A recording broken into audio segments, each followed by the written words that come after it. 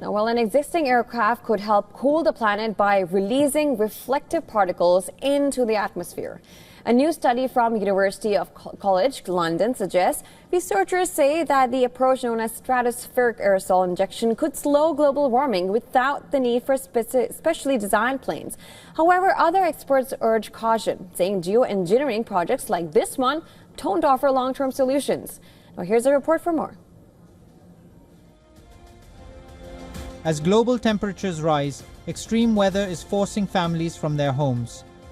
Floods, hurricanes, and melting glaciers are displacing communities across the planet.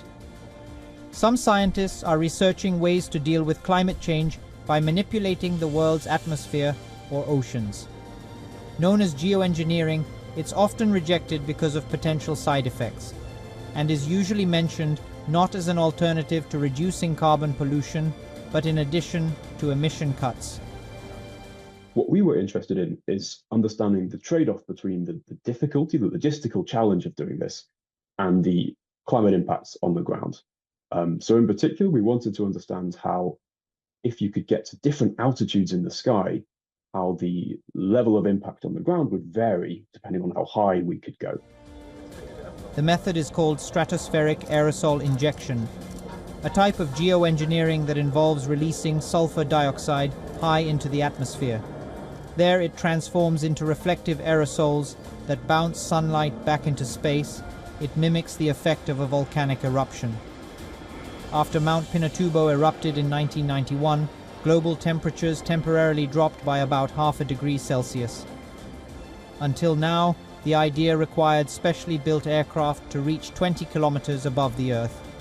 But the UCL team found that releasing the particles at lower altitudes, around 13 kilometers near the poles, could still cool the planet by up to 0.6 degrees C. That means long-range jets like the Boeing 777 could be adapted for the job.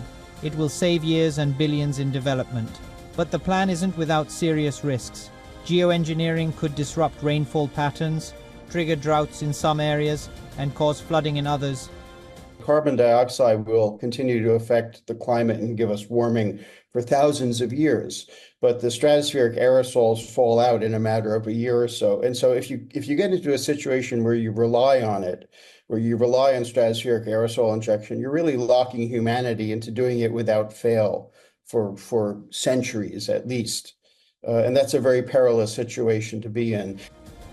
Researchers agree that this is not a replacement for reducing carbon emissions, but it may offer a last resort option to slow warming. With the clock ticking on climate action, science is exploring every possibility, even ones that once seemed unthinkable. The researchers behind the study say any real-world testing of aerosol injection would require strict global oversight and long-term international cooperation.